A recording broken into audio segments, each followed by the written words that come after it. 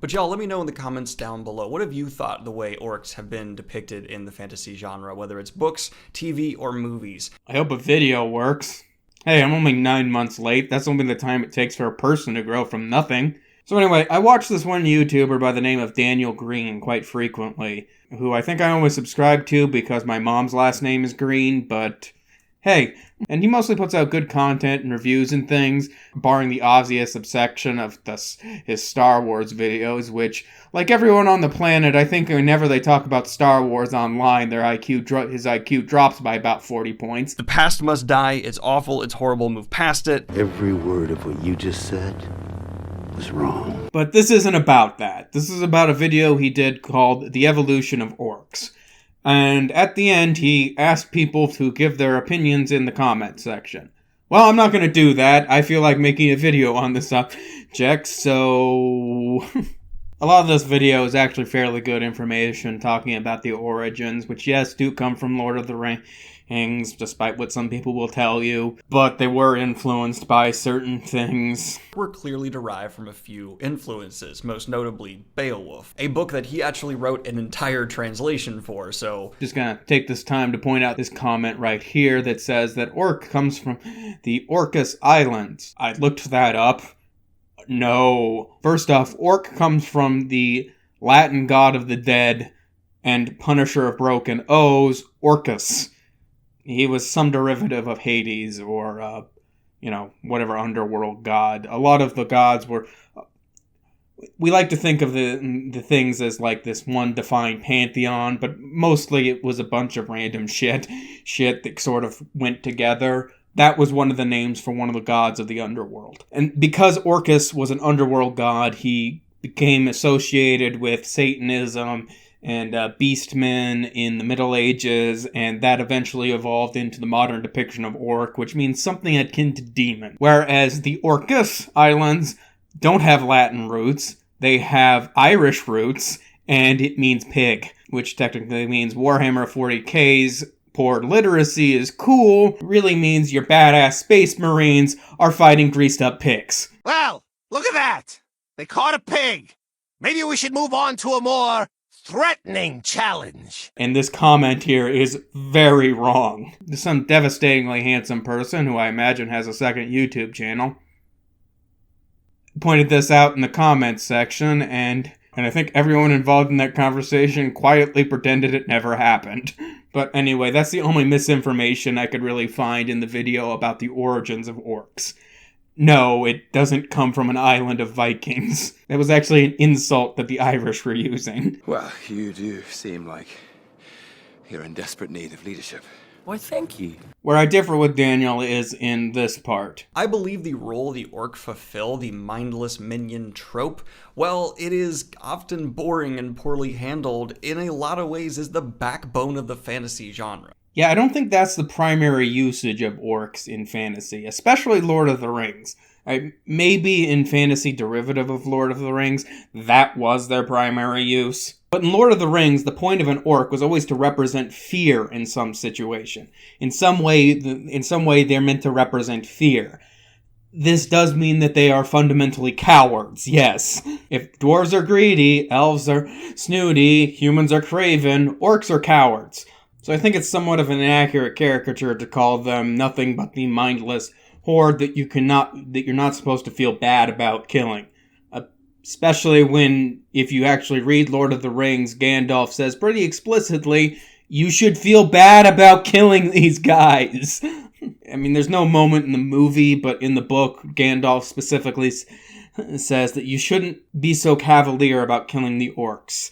They are ultimately the first victims of the Dark Lord. So I feel like that's kind of an inaccurate thing for Lord of the Rings. Granted, as people copied Lord of the Rings, a lot of people lost that context. So in things like the Forgotten Realms, the first two Warcraft games, and the Warhammer series, that does seem to be the case. But originally, orcs were not the mindless cannon fodder that you're not supposed to feel bad about killing. They are the tragic souls lost to the Dark Lord, who you should totally feel bad about killing. This was done with a human face in the movie, with this scene with Faramir. His sense of duty was no less than yours, I deem. It wonder what his name is. Where he came from. If he was really evil at heart. But Sam said that in the books, and I'm pretty sure he was talking about an orc. Fun fact, that guy is actually the person who played Sauron in the opening scene here. Daniel then goes on to talk about the evolution of orcs and how they have changed into more of a defined culture. Orc have gone from being the dirt under the shoe of the fantasy genre, the disposable, mindless nothing, to they're worth mention. They're neat. They're given energy and effort from the creators of these worlds. They've actually been humanized in their depictions more and more as a side effect of this as well. The Tolkien orcs, and how they've been given a little bit more nobility and yada yada yada. And part of this comes down to the simple fact that the idea of a noble savage is super popular right now. As inaccurate as that idea is. As we as people become more knowledgeable about tribal culture, more like our misconceptions are leaning a bit more friendly, but whatever. Which is a trend that has also been happening in society. More and more the obsession with Rome is pulling away, and people of more lesser history focused is what I'll call it. Cultures are getting more and more screen time, being respected more and more. And the antithesis of that, the Roman influence in our fantasy, is more often than not now being depicted as morally bankrupt and the bad guy, which I think is an inadvertent influence on the way orcs are being depicted as well. Look, I would not choose to live in Rome comparing my life right now, but if my choices were Rome or a tribal culture, I would choose to be a slave in Rome over the chief of a tribe. They all loved each other, regardless of the tribe. Tribal cultures are mostly nasty, brutal, and short. Of course, that's most of human history up until very recently, so I guess that's not a surprise. And as awful as Rome was, it was a little bit better. So I don't actually like comparing the orcs to tribal cultures, because in some ways they're worse, in some ways they're better.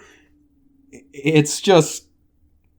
no. But that brings up the point that in a lot of the ways that people tend to try and add nuance to to already pre-established fantasy races, what they do is they fundamentally change them into just being humans. The orcs in World of Warcraft are fundamentally just humans who happen to be green. That's all they are. You might be able to interpret them as having their tragic flaw of being cowards in the story, but ultimately it's never really depicted that way, and we're never really shown it to be that way. That's just sort of an interpretation you could have. And if you haven't seen my Picard review, that ends up being my biggest problem with Picard, is that these aliens don't feel like aliens, they feel like they're just humans. I feel like good writers can make the non-human creatures feel non-human, but a lot of this evolution of orcs just makes them humans. Which brings me to my biggest problem with this. If orcs really are just the generic meat grinder race that we throw in to not feel bad about killing them, then modern fantasy really hasn't gotten over this. It hasn't really started changing and evolving. We've just switched focus. Now it seems to be more that's an undead thing. Or we'll have demons invade, which are the same thing. This is really just changing what you think rather than how you think. If you just change the focus of what is the mindless meat grinder race, then you really didn't evolve the thing so much as you just sort of shifted focus. And I feel like that's what a lot of modern fantasies that still use orcs do. They just sort of shift the focus. Oh, the orcs aren't the bad guys, the demons secretly are. Or the orcs aren't the bad guy, that's those nasty undead guys. Or the orcs aren't the bad guys, that's the dark elves, they're the bad guys. Which some interpretations have dark elves literally meaning orc, but whatever. So yeah, that's my thoughts on the evolution of orcs. There hasn't really been much evolution, you sort of shifted the focus. And what has been changed is really kind of for the worst.